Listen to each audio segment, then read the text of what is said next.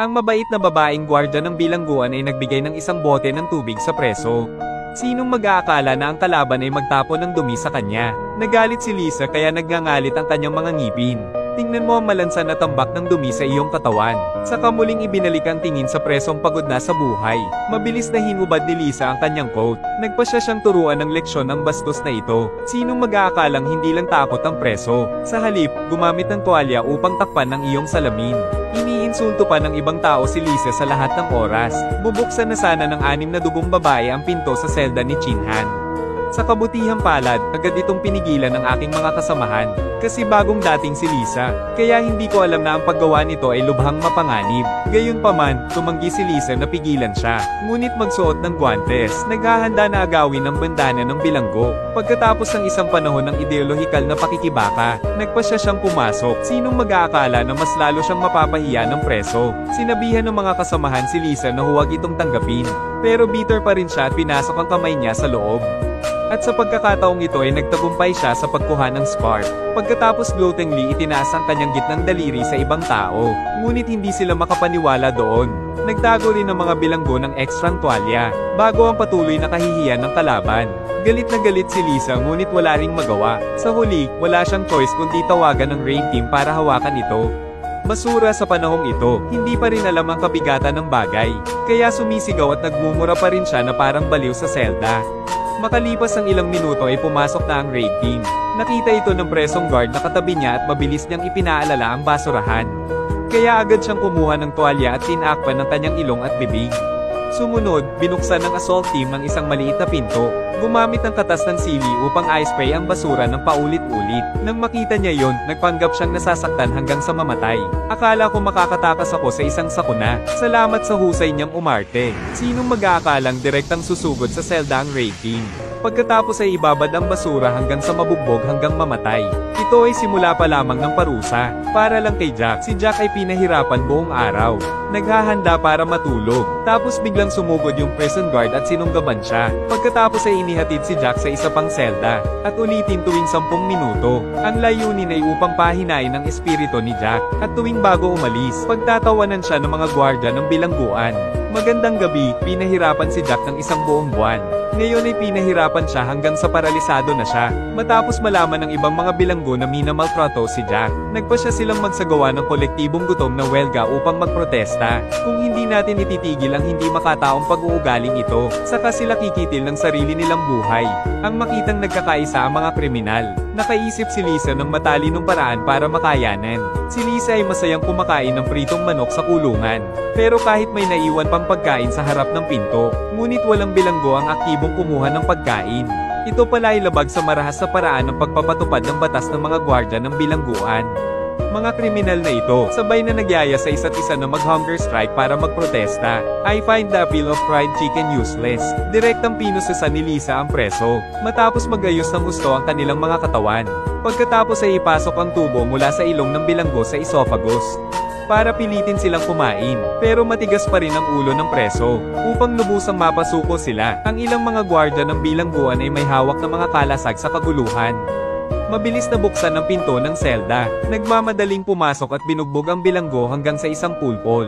Sinadya ni Lisa na hawakan ng isang paa ng preso, pero sinipa niya ito ng diretso sa bibig. Gayunpaman, kapag nakikita ang bilanggo sa pamamagitan ng kamera, lubhang nakakaawa si Lisa. Para mabayaran ng mga kriminal na ito, si Lisa ang nagkusa na magdala ng maraming libro at pahayagan para mabasa ng mga bilanggo. Pumatay ng oras. Pero kakaiba, bigla itong natuklasan ni Lisa sa libro. Bawat pahina ng isang babae ay pinunit ang mukha. Kung tatanungin mo, malalaman mo, karamihan sa mga nakakulong dito ay mga Arabo. Dahil sa pagkakaiba ng kultura, napakadiskriminado nila sa kababaihan. Upang maiwasan ng hindi kinakailangang mga salungatan, araw-araw sinusubukan ni Lisa na limitahan ng pakikipag-ugnayan sa mga bilanggo. Ngayon ay namahaji siya ng mga libro sa mga bilanggo gaya ng dati.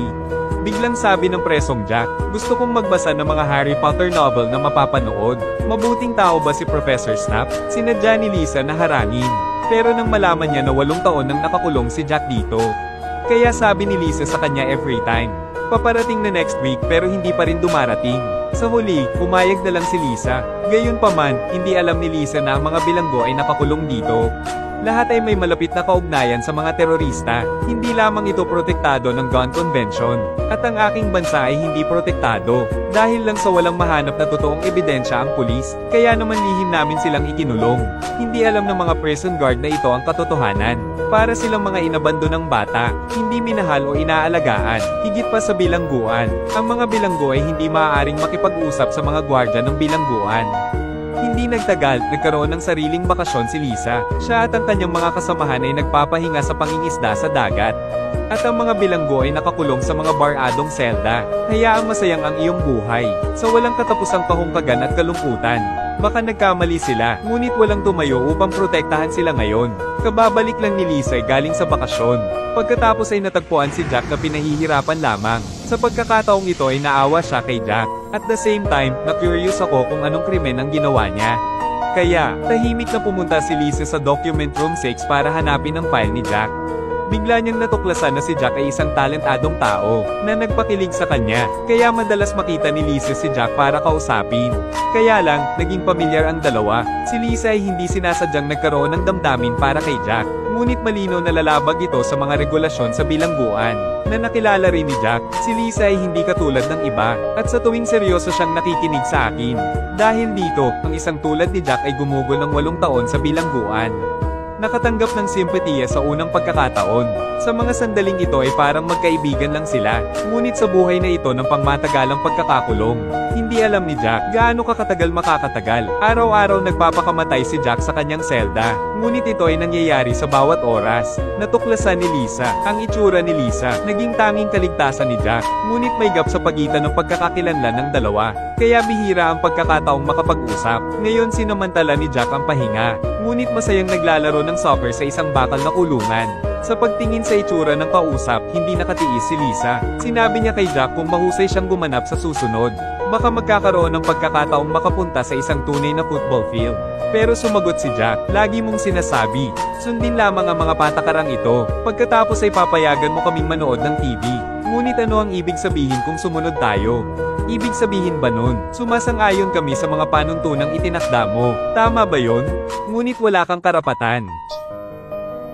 Dapat ko bang, hinding-hindi susunod sa iyong mga alituntunin? Nang marinig yon, natigilan si Lisa, kasi totoo yung sinabi ni Jack. Ang pag-uusap ng dalawa ay natuklasan ng kapitan. Hindi siya nasisiyahan, dahil madalas makipag-usap si Lisa sa mga preso. Higit pa rito, sinadya niyang nilabag ang mga alituntunin at regulasyon sa bilangguan. Ngunit nagpa siya ang kapitan na parusahan ng mga basura. Hindi lang siya pinipilit na maghubad on the spot. Nahuli pa ang basurang naliligo sa harap ni Lisa, at kailangang tumingin si Lisa. Nakatitig sa basurahan, natapakan sa isang iglap ang dangal ni Jack. Lubhang hindi komportable si Lisa. Pagkatapos noon, pinalitan din ng squad leader ang shift ni Lisa. Naging night shift. Naging dahilan iyon para tuluyang mawalan ng pagkakataon ng dalawa para makapag-usap. Ngayon ay dumating si Lisa upang magreklamo sa pinuno ng bilangguan. Naisip niya ang ugali ng kapitan. Nilabag ang karapatang pantao ng mga bilanggo. Sa hindi inaasahang pagkakataon, tumutol ang pinuno ng bilangguan. Nagsimula pa ngang magduda sa kinatatayuan ni Lisa. Noon lang niya na-realize, lumalabas na lahat ng ginawa ko ay walang saysay. Sa sandaling ito, isang pakiramdam ng kawalan ng kakayahan ang bumangon sa aking puso. Pagkatapos ay nag-anunsyo ang warden. Natapos na ang kanyang internship. Makalipas ang 2 araw, may ipapadala para sunduin ka at umalis dito. Wala pa ring alam ang mga basura dito. Naghintay siya hanggang hating gabi para makita si Lisa. 2 tao ang nagkwento sa isa't isa. Sa oras na ito, sinabi rin ni Jack na siya ay mali. That year 2 phone lang ang dala ko.